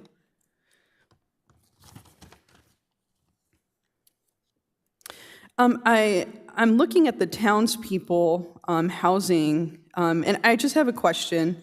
So there's a delta between those who were served versus housed, and for the 34 unduplicated individuals that are not part of the folks that were housed, can you explain, do we know what happened to those folks? Yeah, so in stabilization, as they call it, is when we engage with clients who are interested in shared housing. There's not always a match, and some are waiting for a match. So there's a lot of different variables, but there are some, again, waiting for a match. Some are unable to be served. Different reasons. Perhaps Ms. Stacy Drew would like to add some context. Yeah, that would be great. Thank you so much. Just want to hear a little bit more because we haven't allocated any more funding. We renewed it at the end of December. Okay, and that's for just this year? Or It's for the initial agreement is for 12 months. If there's money remaining, we will renew it. Okay. Yeah. Thank you. Yeah, I think Jonathan explained it fairly well. A portion of those 30 individuals are still working with our housing navigation team, so they just carried over into the new year. A portion of them may have been on the coordinated entry list and may have gotten matches elsewhere. A number of them may have just self-resolved their homelessness, so it could be a number of different things. Okay. Yeah, and maybe that could just be, we could have a little bit more detail when it gets reported out, just to kind of see what some of those categories might be. Thank you so much. I appreciate it. It looks like this program is going fairly well. I know it's newer, but I would definitely like to see what an even stronger partnership, what kind of results we could generate from that. So it's just an incredible amount when I'm looking at the Vista Safe Parking. So it's 272 unduplicated clients served, and 200 of those are reporting a disability. That's right. That's an extraordinary number. And I need to highlight something because, yes, we are doing a lot of hard work here in Vista. I think that we're doing more than any other city, probably in the San Diego region, to address homelessness. We have really good outcomes for the most part by using this myriad of different tools, right? So we've provided a lot of different tools. We've provided funding. We've been able to get grant funding. But, we will continue. This is something that's not, I've been saying this since I started on council in 2018. We're going to continue to see folks go into homelessness at a higher rate. And it's not a surprise. It's because for a long time, folks have been suffering, and it's not just because of this new affordability crisis with these ridiculous wars that we're fighting right now. It's been happening for a long time. And so we're going to continue to see folks that are already squeezed at the margins not be able to survive and not be able to keep their shelter. So when I see that 200 out of the 272 in our safe parking have some form of disability, that's really shocking to me. And I want to know how we can better address that population since we're seeing such a large percentage, not just even in the Vista Safe Parking, but in also other categories that you showed. So I think that's going to take a little bit more of a nuanced discussion. But I really want to dive into that and also see, at the safe parking, that's like the last thing that you have is your vehicle, right? And so, and a vehicle is expensive to maintain and to properly have registered and keep it operating, having to pay insurance on it, all of that stuff. So I want to be able to dive a little bit deeper into how we can provide, or maybe just understanding the problem a little bit more from this subcategory of folks that are experiencing homelessness that are claiming a disability, because I think there needs to be a little bit more that we can provide for that population. And maybe that's working, with other agencies too that provide transportation and connecting folks to PACE. I don't know what it is, but I think that this council needs to have a discussion on that. I am really disappointed when it comes to our permanent navigation center and that we haven't been able to have any action on that. Also, we have to be able to have the right type of facility. But I would hope that we could continue to have a partnership in the promise that was given to the city that we would have a partner in trying to find a navigation center. I want to look at the Vista House. Are we noticing a lot of calls for service? Because that's a huge amount. This is, I think, I want it to be the most successful program, but when I'm looking at the data, I'm seeing that it's not very successful when we only have 2 positive exits and we have 12 negative exits. So can you provide some information, like is the negativity here that we're seeing, is that within the house? Is it, also something that the neighbors are complaining about? Is there more calls for service? And I understand that there's been a change. Yes. Yeah. I am the change. I'm now the program manager. This is my specialty. I have a doctorate in this, so it does take a minute for us to... Miss Amanda Cohen, by the way. Oh, sorry. Yes. Thank you, Hi. Amanda. So it does take a minute. Yeah, speak directly into the microphone for us. Sorry. It does take a minute to rebound from a program that was struggling. So the negative that you see is an HMIS definition. So if you broaden that definition, we've had family reunification. We had somebody who actively chose to live on the land, off the grid. That's not considered a positive because they didn't have permanent supportive housing, but to that person, it is a positive because that's what they wanted. So that's why the numbers are a little bit confusing. I see. So you just said something I think that's really important. So even family reunification is a negative on here? Under the HMIS, it's... Okay, so I think maybe we have to, because we need to be able to digest this data, and by looking at it, I'm not thinking that family reunification is a negative thing. Yeah. Right. So I understand that we have certain definitions, but it would be good to provide just a little bit more information about the negative exits, because I think all of us, if we were to be looking at this negative exit, chart here, and then we have, a breakdown of those negative exits, and 7 of them are family reunification. It's like, well, maybe we're doing government a little differently here in Vista, but that to me is a positive exit, right? And so I just think I appreciate that you are bringing a change. But I think there's some things that, unless some of these processes and systems get changed, we don't get to see that come through. And so I want to build that narrative a little bit better, because I was really, really wanting a lot of good information about the Vista House. And when I saw the 12 negative exits, it kind of freaked me out. Well, I think there was 8 before I even started. So, and I've been here since October. So it has drastically changed. It's just a slow change. Sure. But we are going there. We have a lot more positive exits have happened now. We have a lot more people in trade school. I mean, this unfortunately is from December 31st. So like, it was a very small gap that I Right. took over, and now we have much more large data. So you will see that it is increasing, it is improving. It's just the numbers that we had to pull, unfortunately, did not show the progress that we're at right now. Okay, I appreciate you illuminating that some of these negatives are actually progress.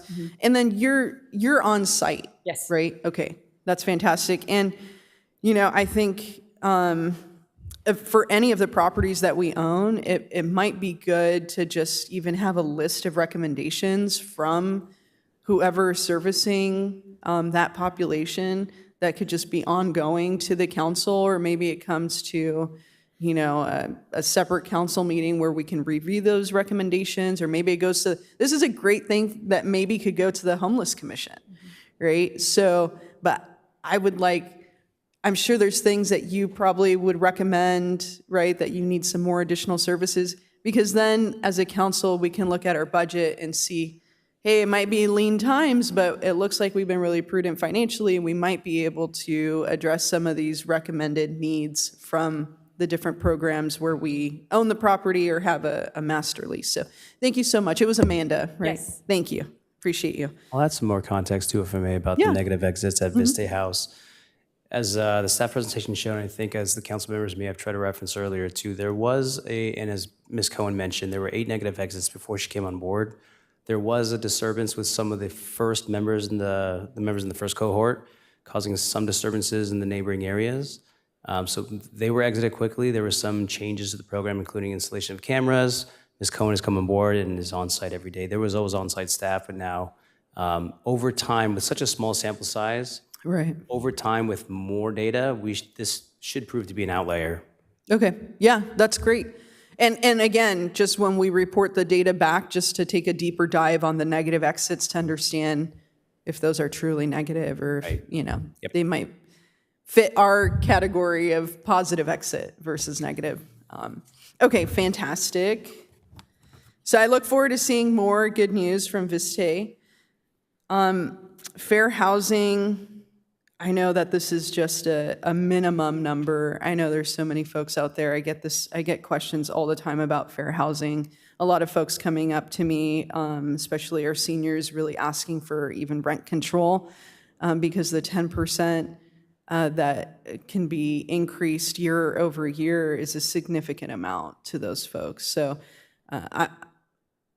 I'm not a fair housing expert, and I don't know what it is that we can do, but I also would like to take a deeper dive at fair housing. And I also think that maybe there's a tie to a social worker with this, but I'm not sure. Let's see. Oh, and I did see, actually, I guess I didn't see it, but and I think this is all public now, but we did purchase a facility off of Postal Way. Does that fit into this strategy at all? It's not been purchased yet. It is a proposal that we are planning on submitting to HCD for the Home Key Plus project. That is public knowledge. That was publicly agendized, but the application is still pending. We have not submitted it yet. Okay, and that would be part of the strategic plan? Yeah, there's enough overlap there. So with these updates as directed by City Council, we're now also including housing updates. Okay. It fits very comfortably within housing and homelessness. Fantastic, yeah. I mean, hopefully it materializes. Yeah, absolutely. We'll provide updates to the City Council as we have them. Fantastic, okay. I want to go back to the social worker that Councilmember Melendez brought up, that Deputy Mayor O'Donnell said that he would be open to. I am really wanting to look at a social worker that's in-house as well. I think one of the ways that we could potentially even have a fruitful discussion in council is, what would the scope of work be for the social worker? And, looking at some of the other issues that we have within our strategic plan to address homelessness, fair housing being one of them. I don't know if there's a connection there or not, but it would be interesting to kind of build out a scope of work that the council is comfortable with, and then potentially see what that cost would be like. right? So I, for one, ending at business hours when, 5 p.m. is just not enough.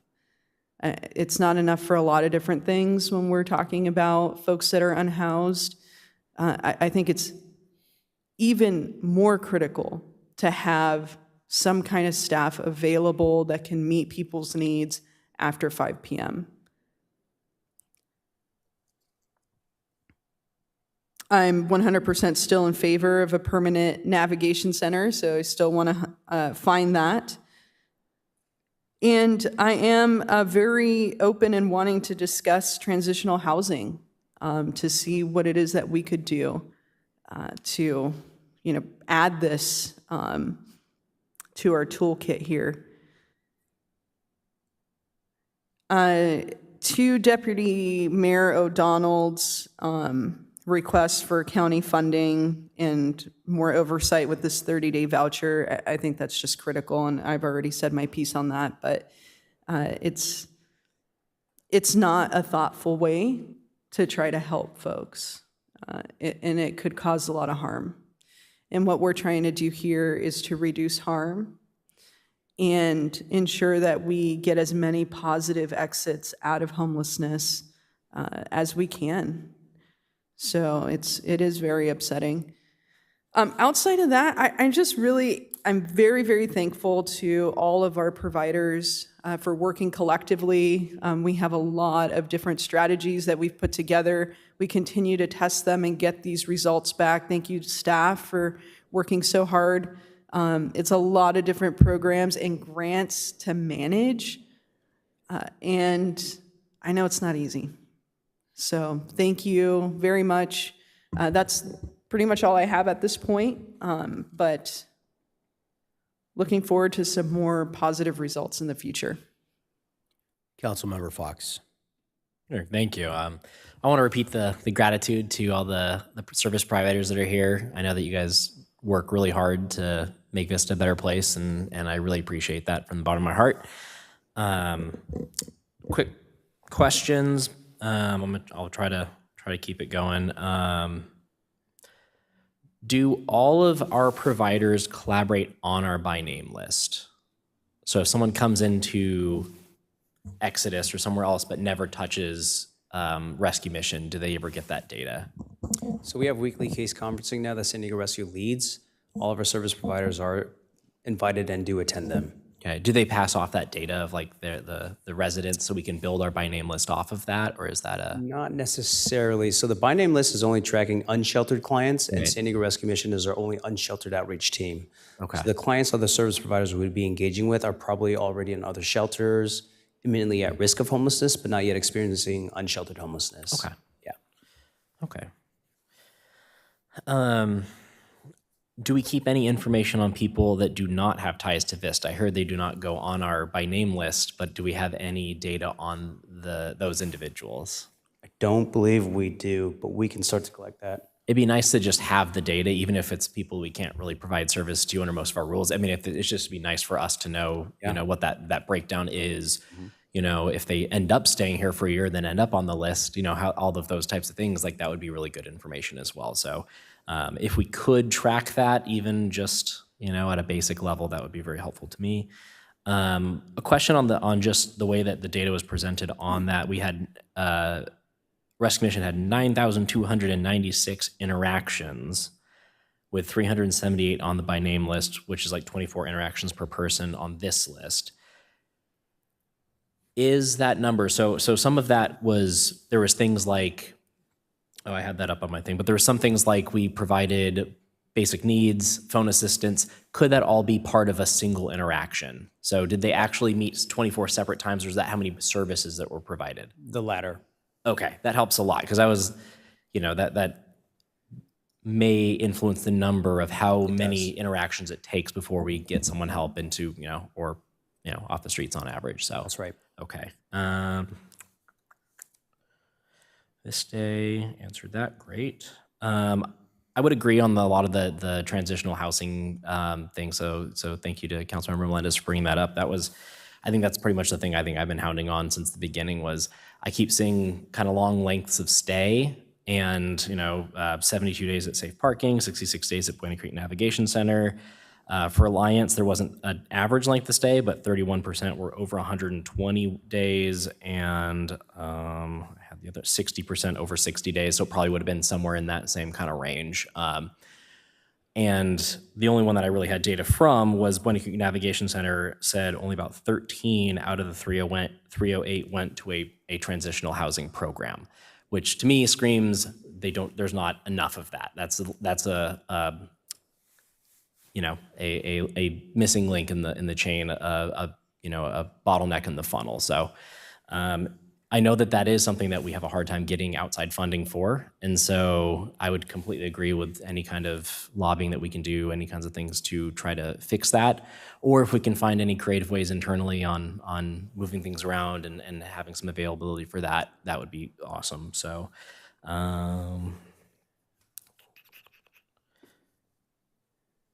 when it comes to a navigation center, I know we are looking for available properties as they pop up. Is there any opportunity to look for unavailable properties and go after them? Potentially. Like, are there any sites that we've been thinking of, like, hey, that would make a really good spot, and like kind of look for underutilized properties that maybe aren't on the market? It's perhaps something we can talk to our commercial real estate broker on. Because I know that's some people don't just they keep their properties unoccupied, unbuilt on, or empty buildings for years, and that so I see some potential there. And social worker, I'm going to be happy to learn about cost, benefit, scope, as a contractor versus staff. I usually see that contract is cheaper than internal, but it is. How much and what the cost benefit would be good to learn about.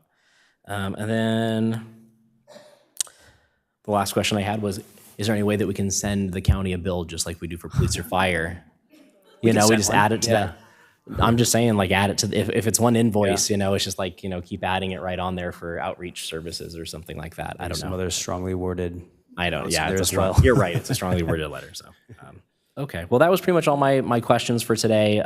Thank you guys for all your hard work. I mean, this is probably one of the thickest packets I've gotten in a while. So that probably took a little effort, and you guys do this multiple times for us. So appreciate all the hard work, and that's it for me. That's a good question about sending a bill to the county. When Councilmember Contreras was speaking, I was thinking exactly the same thing.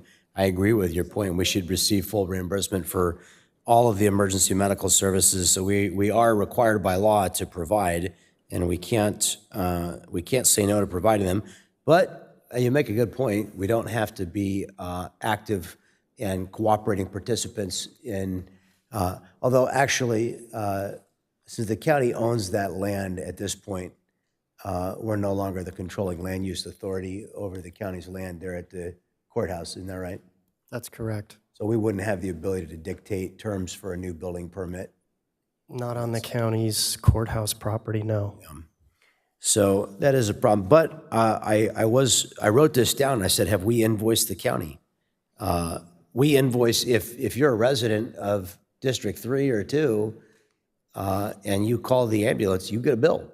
Are we billing the jail, the county? That's something we're going to have to bring back for discussion. I know the chief has been working with the county on that, but he wasn't able to answer just now. So I'll bring it back for the council to discuss, and we'll give you a rundown of where we're at. Yeah, I think we should bill them. And if the only thing we can do is embarrass them that they don't pay their bills, any other resident of Vista receives a bill. So I think I'm not providing you any direction here. I think it's already the ordinance and policy of the city that a bill should be produced. And I think since they're in the care and custody of the county, I don't know what the legal concept is there, but I would say that they're responsible for providing the medical care and therefore responsible for paying the bill. So I think that we should be invoicing them, and then I think we should take them to court and sue them for them to pay their bill. Bill them the exact same amount that we bill everybody else. Absolutely. We really did talk a lot about all the compassionate assistance programs, and again, thank you to all of our great partners that are involved in providing compassionate assistance. We didn't see our San Diego County Sheriff's Deputies COPS team here. They were really a critical part of this conversation, and they should have been here tonight.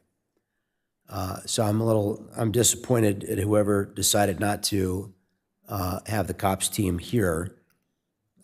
We should have had the sergeant or the captain to talk about what's going to be, because, and this is a really important point and something that in the middle of our conversation about expanding or providing a new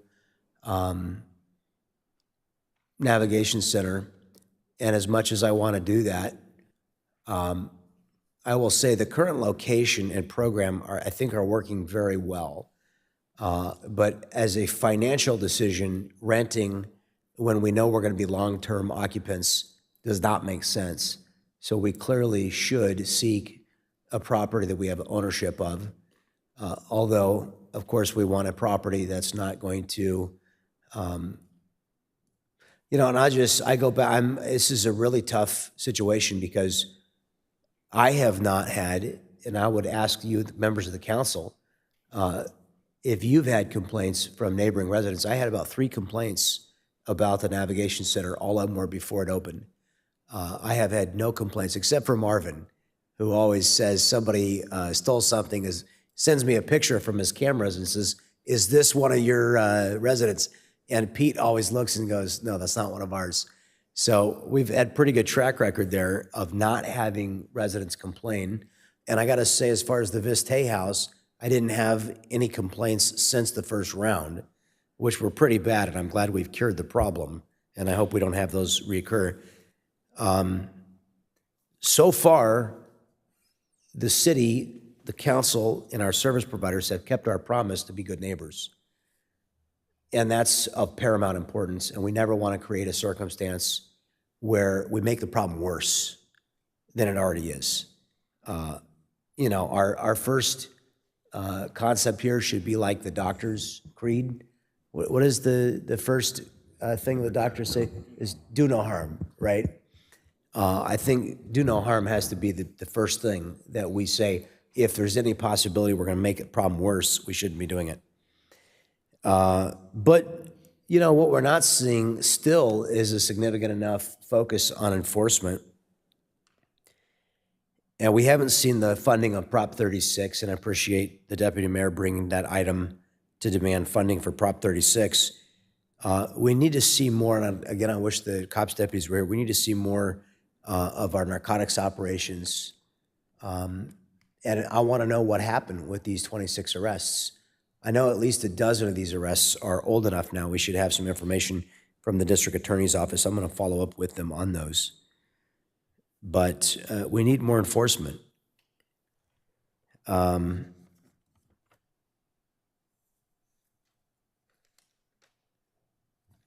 do support building modern jail facilities that can meet the needs of the sheriff to hold people pending trial and to incarcerate people who have committed crimes, who have been adjudicated guilty and who deserve to be incarcerated for a period of time, not only to correct their behavior and interrupt the cycle of criminality, but also to rescue them from death and addiction on our streets. Because, and I don't think our leaders say this often enough, but the criminal justice system is not primarily designed to punish people. It's primarily designed to interrupt a cycle of criminality, because it is a very small group of people in society who commit the greatest numbers of crimes. And so for those individuals, we have to interrupt the cycle, and we have to try and help them. And I think that's incredibly important. So I know we have some differences of opinion on that. We can talk at length about it, but I do think that's important. But I agree with you that we shouldn't be inviting problems to Vista. I think I'm glad to hear, it seems like almost unanimous, if not unanimous, point of view of this council that we don't want to be making the problem worse or inviting problems here. Is that RHAP, the Regional Housing Assistance Program with the county? I didn't realize it was only 30 days. Is that only a 30-day voucher? So the That was longer 30-day, term. The 30-day limit originally was because if anybody is staying in any location for more than 30 days, they will gain tenancy rights. They'll have to be evicted, not removed. Now, there is state legislation that if you're using motel or hotels as emergency shelter, that does not apply. So they do have the ability to stay beyond 30 days in the RHAP program. Well, when they were at the motel here, I thought they were staying longer than 30 days. They are. Okay, that's what I thought. I don't, do you remember what the intended length of stay was? That one that I think you're referring to is 9 months, is what we were told. Yeah, that sounds right. Okay, but the fact remains, and some of the county's leaders are quite proud of their program, but to be honest with you, to have, and I knocked on the guy's door, who is the manager at this particular location, and was not impressed with his managerial prowess. And I did not see, our navigation center has an incredible contingent of staffing. I mean, I would do it an injustice, but they have a full-time security person. They have several full-time managers. They have a number of full-time caseworkers, at least 4, right, Pete? 3 caseworkers. And you have a lot of, how many coaches? Anyway, it's a big staff of people. Yeah, so there's an intensive staff to client ratio is what I'm saying. The county program did not have that intense staff to client ratio, which allowed a situation where the deputy mayor's observation is absolutely right. We had people who were, in my opinion, obviously engaged in selling and using narcotics on the side of the road there for an exorbitant length of time. Let's see. I had to ask a question of Dr. Cohen. Dr. Cohen, right? Can you said something that really bothered me, and I just want to make sure I understand it. You said that somebody had exited to live off the land. Did they own the land that they were going to live off of? No, they want to be a farmer. So they found land that they could be agricultural. Oh, okay. And So learn how they to were farm. going to be a tenant sharecropper.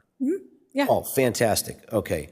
As long as they had the permission of the landowner to live off of Yes. it, I'm on board Yeah, with yeah, that. they did. They Okay. did. They had. Thank you full- very yeah. much for that. I was concerned we were going to have a deep difference of opinion.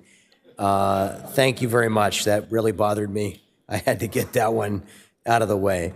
How many total entrants into the Vista house have we had now? Because we've had 16 so far. exits. How many? 15 clients have been served. Served, or like you talking about the total amount that we've served? Yeah, how many people have lived there for more than one day? Oh, excuse me, 25, not 15. So as it was, 25. as the December 1st, it was the, or December 31st, it was the 25. Okay. Now, I mean, we have a full house, so it's pretty high right now, the people we've served. Because it's, for us, it's the up to the 9 months, so if they find. I love you guys down there, but council, when you go, I can't hear the. Because we do up to 9 months, a lot of time we do have a faster turnover. If someone finds housing, we don't wait. So there are some times where you'll see a very short stay, and it's just because they were right there, they were so close, they just needed that. I just want to understand how many are still there and how many have been, so that 25 number is very important to contextualize the 16 exits that we see. And I would encourage you to work with Mr. Lung to maybe color code the exits, and Yeah, we'll do that. and the council here, we will decide what's positive and negative. So I think the council would agree that a family reunification would be positive. Unless there's disagreement with that, we would give you authorization to move that into the positive category. Okay. If that means they're living at home now and have found permanent, stable housing with family, I think that's great. Yeah. But if you want to categorize and give us some more detail on what constitutes negative exits, that would be fantastic. Will do. We're glad to have you there and glad that you're finding some better success with the new cohort. I understand that Eric and the management team decided to maybe not use Vista for some of the more troubled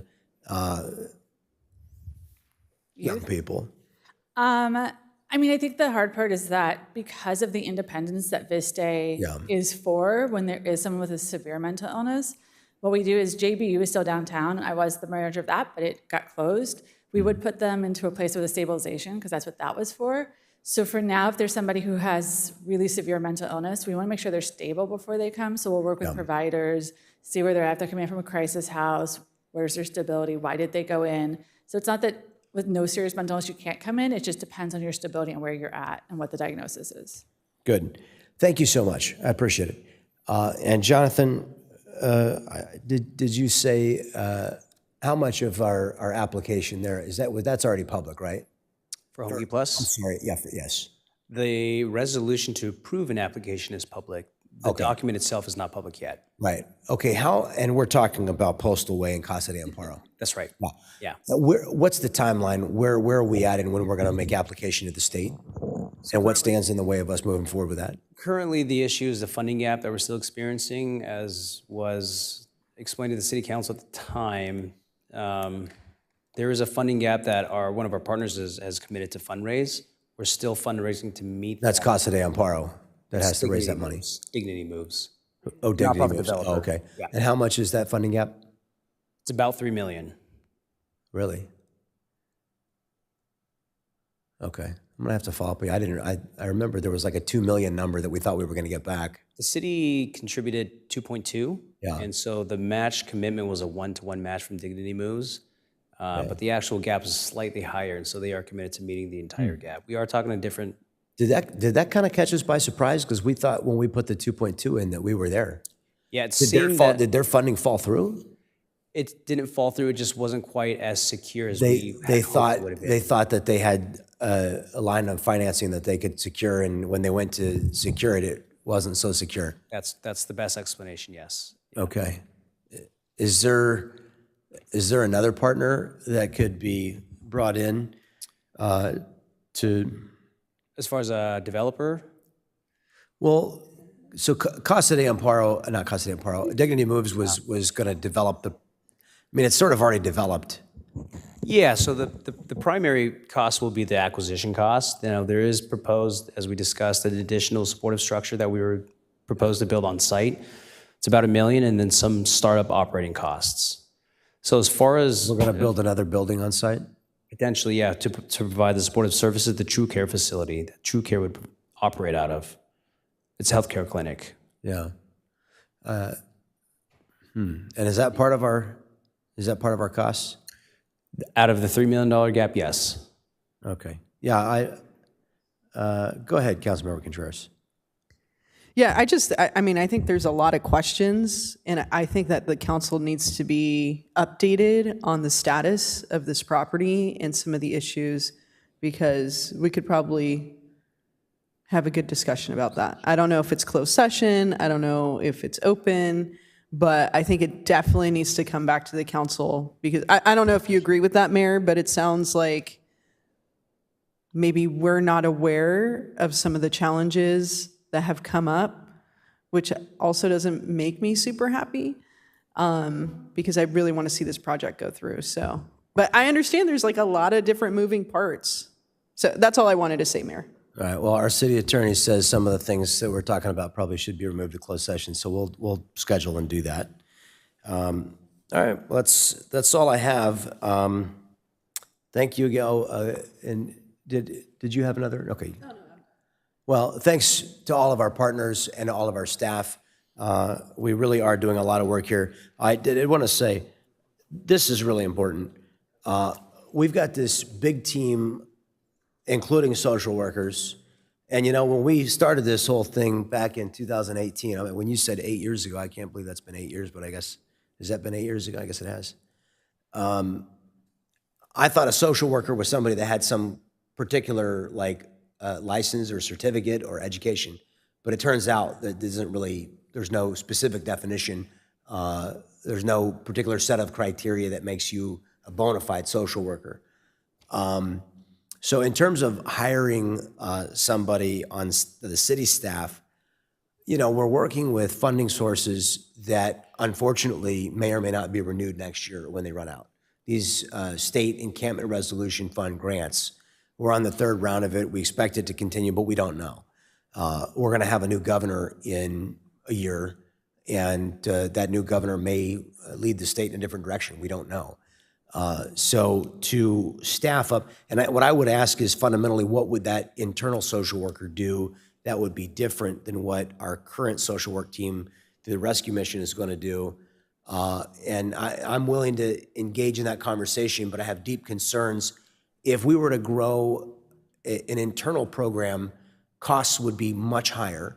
And that is deeply concerning about our ability to sustain, as well as our ability to ramp up and ramp down. The last thing that I think is super important is by bringing in partners. You know, the rescue mission has, I think it's about $10 million a year of external funding through private sources. So we're actually able to leverage when we work with the private sector, nonprofit, charitable sector, as long as they're the ones bringing the lion's share of the funding to their programs. And I know we're funding the program that they're doing in Vista. I don't want to diminish that for the taxpayers and their investment, but we're getting the benefit of all those other services that they're privately funding. If we were to try and recreate the wheel on our own, we wouldn't necessarily continue to have that partnership. So that's of deep concern in that conversation. Deputy Mayor. Yeah, and Mayor, I agree with you. I just want to touch on that point because that's something I had said before, and that is, and I think we can all agree, like we want to see what the benefit will actually be, like the totality of the benefit. Are we going to spend more than it's going to cost if we have already resourced it out? Or is it going to create a lower caseload? Is it going to solve more issues with that? So to understand exactly what the benefits would be to bring a social worker in-house, I think before we ever move forward with it, all of that information would need to be brought forward, especially the cost versus what the cost is versus or what we have right now with our partners. So, Councilmember Melendez. Thank you all for the discussion. In response to the potential inclusion of additional personnel for the City of Vista, pretty much all of our services are provided by contractors, right? And so we know that some of those resources that we use to pay for contractors are paying for executive salaries, right? And we acknowledge that the infrastructure within those organizations allows for them to have more field operators than the City of Vista could afford with one person's salary. But when I hear from our city staff, for example, that fair housing calls and complaints and homelessness prevention issues are some of the top customer service calls that we receive, I wonder, do we have the right organization to respond to those calls, to track that information? I think we're getting better, but I really want to also work with the city manager's office and identify what are the staffing and support needs that would benefit our housing division and help us implement our strategic plan to address homelessness. So, I don't necessarily have one particular position in mind. I understand the value of our contractors, but I do see that we might have gaps in our personnel for responding to some of these issues. So I appreciate the feedback. Happy to continue talking about it and working with our city staff. Seeing no other requests to speak, we're adjourned. we went 10 minutes over.